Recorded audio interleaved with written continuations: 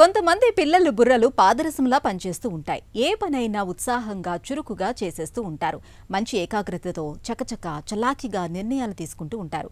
మరి అందరికీ ఇలాంటి చురుకైన బుర్ర ఉంటుందా అంటే లేదనేదే సమాధానం. కొంతమంది పిల్లల్లో మందకొడితనం కనిపిస్తూ ఉంటుంది. చురుకుదనం పాళ్లు తక్కువగా ఉంటాయి. మతిమరుపు, ఏకాగ్రత లేకపోవటం వంటి సమస్యలు ఎదురవుతూ ఉంటాయి.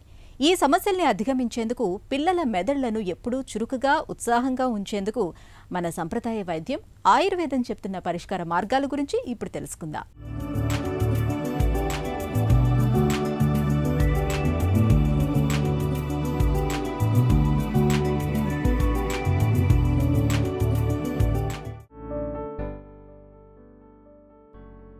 మెదడు మన మనుగడకు మూలాధారం. మన ఆశలకు, ఆలోచనలకు, బంధాలకు, అనుబంధాలకు, ఆశ్చర్యాలకు, మేధస్సుకు, చివరికి బాధలకు అన్నింటికీ అదే భాండాగారం. మీకు తెలుసా, మన మొత్తం శరీర బరువులో మెదడు బరువు కేవలం 2%. కానీ గుండె నుంచి సరఫరా అయ్యే రక్తంలో 15% విధిగా మెదడుకు వెళ్లాల్సిందే. ఇక మనం పీల్చే ప్రాణవాయువులో 20% మెదడే స్వీకరిస్తుంది. అంతేకాదు, మన కోసం తయారయ్యే శక్తిలో 5వ వంతు మన మెదడే వినియోగిస్తుంది.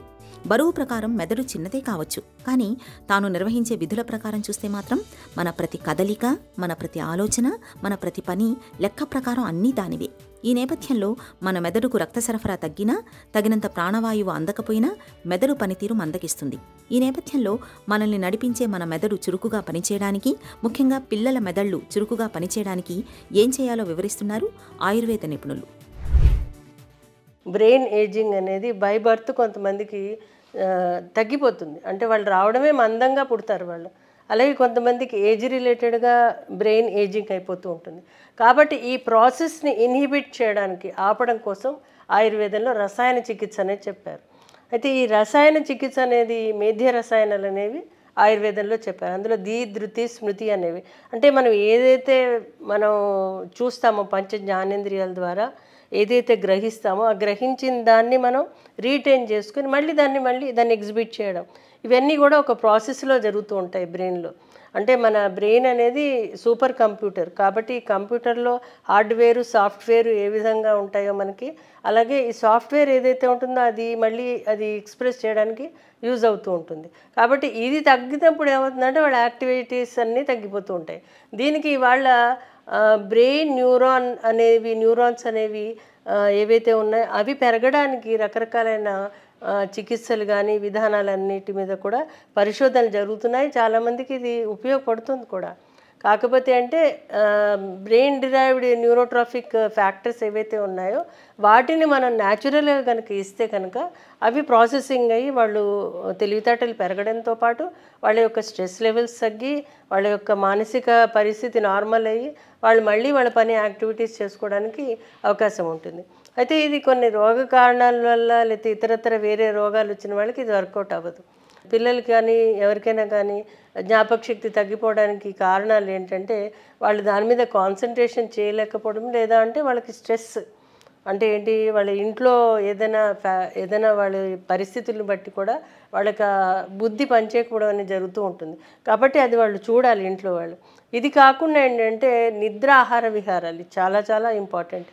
ఎందువల్లంటే నిద్ర అనేది సక్రమంగా పోనప్పుడు మనం పని మీద కాన్సన్ట్రేట్ చేయలేము. అలాగే పిల్లలు కూడా సక్రమంగా వాళ్ళు బాగా ఆడుకుని, ఎవరైనా కానివ్వండి, పెద్దవాళ్ళైనా కానీ చిన్నవాళ్ళైనా కానీ, వాళ్ళు వ్యాయామం లాంటివి చేసి, అలాగే వాళ్ళు మళ్ళీ ఆ వ్యాయామం తర్వాత వాళ్ళ నిద్ర ఏదైతే ఉంటుందో అది 6 నుంచి 8 గంటలు తప్పనిసరి పడుకోవాలి. అప్పుడు వాళ్ళకి ఒక బ్రెయిన్ యాక్టివేషన్ అనేది జరిగి వాళ్ళు బ్రెయిన్ ఏజింగ్ ప్రాసెస్ తగ్గించడానికి అవకాశం ఉంటుంది. ఆయుర్వేదం ప్రకారం మన దేహంలో సత్వగుణం తగ్గినప్పుడు మెదడుకు చురుకుదనం తగ్గుతుంది. కాబట్టి మన శరీరంలో సత్వగుణం పెరిగేందుకు ఆహార విహారాల్లో తగిన జాగ్రత్తలు తీసుకోవాలని చెబుతారు నిపుణులు. ఆహారంలో ఒమేగా కొవ్వులు పుష్కలంగా లభించే చేపలు, అవిసెలు, అక్రోట్ పప్పు, పిస్తా, బాదం, జీడిపప్పు, పాలు, పాల పదార్థాలని ఎక్కువగా తీసుకోవాలి. వంటల్లో ఆలివ్ నూనెను వాడుకోవడం మెదడుకు చాలా మేలు చేస్తుంది. చూడ్డానికి అచ్చం మెదడు ఆకృతిలో ఉండే అక్రోట్ గింజ పప్పుల్ని తరచుగా తీసుకోవటం వల్ల మెదడు పనితీరు చక్కగా ఉంటుంది. మెదడుకు మేలు చేసే పండ్లలో బెర్రీలు మంచివి. బీట్రూట్, చిక్కుళ్లలో ఉండే యాంటీ ఆక్సిడెంట్స్ మెదడు కణాలను దీర్ఘకాలం ఆరోగ్యంగా ఉంచుతాయి. ఇక చిప్స్, కోలాల వంటి జంక్ ఫుడ్, కొవ్వు ఎక్కువగా ఉండే ఆహారాలు మెదడు పనితీరును మందగింపచేస్తాయి. కాబట్టి ఇలాంటి వాటికి దూరంగా ఉండాలి. ఆహారం విషయం వచ్చేసరికి ఆహారంలో ఏంటంటే చాలా మందమైన ఆహారం తీసుకుంటున్నారు. పిత్తాన్ని పెంచే గుణాలు, రాజసికమైనది తామసికమైన ఆహారాలు తీసుకుంటున్నారు. అవన్నీ తగ్గించినప్పుడు వాళ్ళు సాత్విక ఆహారం ఎప్పుడైతే తీసుకుంటున్నారో అప్పుడు బ్రెయిన్ యాక్టివేషన్ చాలా బాగుంటుంది. ఇది కాకుండా ఇంకా మనకి ఆహారంలో కూడా మనకి కొన్ని పదార్థాలు ఉంటాయి. ముఖ్యంగా డ్రై ఫ్రూట్స్ లాంటివి, ఫ్రూట్స్ లాంటివి, బ్లాక్బెర్రీస్ లాంటివి, కలర్డ్ ఫ్రూట్స్ లాంటివి తీసుకుంటే కనుక బ్రెయిన్లో ఏదైతే ఆక్సిడేటివ్ ప్రాసెస్ జరుగుతుందో అది తగ్గి వాళ్ళ బ్రెయిన్ మళ్ళీ యాక్టివ్గా పనిచేసి వాళ్ళు నార్మల్గా అయ్యి వాళ్ళ పనులు వాళ్ళు చేసుకోవడానికి అవకాశం ఉంటుంది. ఎందుకంటే కొంతమందికి సడన్గా వాళ్ళకి బ్రెయిన్ యాక్టివిటీ తగ్గిపోయినట్టు ఫీల్ అవుతారు. అప్పుడు వాళ్ళకి సరిపడా ఆహారం పెట్టి వాళ్ళకి సరైన ప్రోటీన్స్, ముఖ్యంగా మినపప్పు, అలాగే పప్పు దినుసులు, అలాగే డ్రై ఫ్రూట్స్ లాంటివి ఇస్తే కనుక బ్రెయిన్ యాక్టివిటీ బాగా పెరుగుతుంది. ముఖ్యంగా అక్రోట్ లాంటిది, బాదం పప్పు లాంటివి ఇస్తే కనుక, ఎందుకంటే కాపర్ లాంటి పదార్థాలు బ్రెయిన్కి కావాలి, బ్రెయిన్ యాక్టివేషన్. అందులో బాదం పప్పులో కాపర్ ఎక్కువగా ఉంటుంది. ఆకుకూరల్లో కూడా B12, B6, B3 లాంటివి అధికంగా ఉంటాయి. అలాగే దంపుడు బియ్యం లాంటిది, ఈ మధ్య B12 కూడా తగ్గి వాళ్ళకి బ్రెయిన్ యాక్టివేషన్ తగ్గిపోతుంది. కాబట్టి ఇవన్నీ కూడా ఇవ్వడం ద్వారా కూడా వీళ్ళకి బ్రెయిన్ యాక్టివ్గా ఉండి వాళ్ళు పనులు చేసుకోవడానికి అవకాశం ఉంటుంది. చిట్కాల విషయానికి వచ్చేసరికి రోజువారీ మనకి తిప్పతీగ ఒక ఔషధంగా చెప్పడం జరిగింది. తిప్పతీగ చాలా ఈజీగా దొరుకుతుంది. అలాగే ఇది అన్ని దోషాలకు అన్ని విధాలుగా ఎటువంటి వాళ్ళైనా తీసుకోవచ్చు. కాకపోతే కొంచెం షుగరు పడిపోయే వాళ్ళు ఉంటారు, వాళ్ళకి చాలా మినిమంగా తీసుకోవాలి. 1-2 తిప్పతీగ, తులసి, అశ్వగంధ లాంటివి. అంటే ఏంటి, తిప్పతీగ 1-2 ఆకులు, తులసి 5-6 ఆకులు, ప్లస్ అశ్వగంధ 1 చిటికెడు వేసి పాలలో కానీ లేదా అంటే తేనెలో కానీ అలా ఇచ్చినా పర్వాలేదు. రోజు పొద్దున సాయంత్రం తీసుకుంటే కనుక చాలా బాగా పనిచేస్తుంది. ఇది కాకుండా మనకి ఇంకొక మిరియాలు మన ఇళ్లలో దొరుకుతుంటాయి. మిరియాలు కూడా రసాయనంగా చెప్పారు. కాకపోతే మిరియాలు ఎందుకంటే వీటికి స్పైసీ నేచర్ ఉంటుంది కాబట్టి మిరియాలు, తేనె, మంచి నెయ్యి అంటే ఆవు నెయ్యి కానీ గేదె నెయ్యి కానీ ఇంట్లో తయారు చేసిన నెయ్యి అయితే చాలా మంచిది. ఇది మరి ఫస్ట్ ముద్ద ఆహారంలో ఇచ్చి తీసుకుంటే కనుక పిల్లలకి చాలా బ్రెయిన్ పెరుగుతుంది. ఇది కాకుండా ఏంటంటే న్యూట్రాపిక్స్ అనేసి న్యూరోట్రాఫిక్ అనేవి కొన్ని న్యాచురల్గా దొరికే పదార్థాలను కూడా ఇవాళ సప్లిమెంట్స్ కింద ఇస్తున్నారు. అందులో న్యాచురల్గా దొరికేవి ఏంటంటే కలర్డ్ ఫ్రూట్స్ లాంటివి.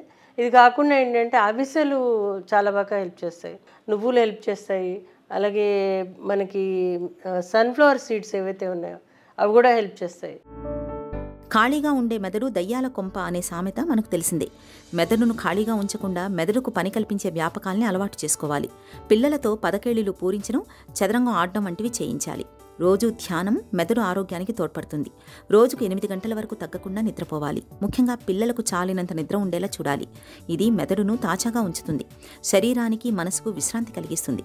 మందకొడితనం మరీ సమస్యగా మారినప్పుడు ఆయుర్వేద నిపుణుల పర్యవేక్షణలో బ్రాహ్మీ రసాయనం, సరస్వతీ లేహ్యం, శంఖపుష్టి రసాయనం, సారస్వతారిష్ట వంటి ఔషధాలను కొంతకాలం పాటు వాడుకుంటే మంచి ఫలితం కనిపిస్తుంది.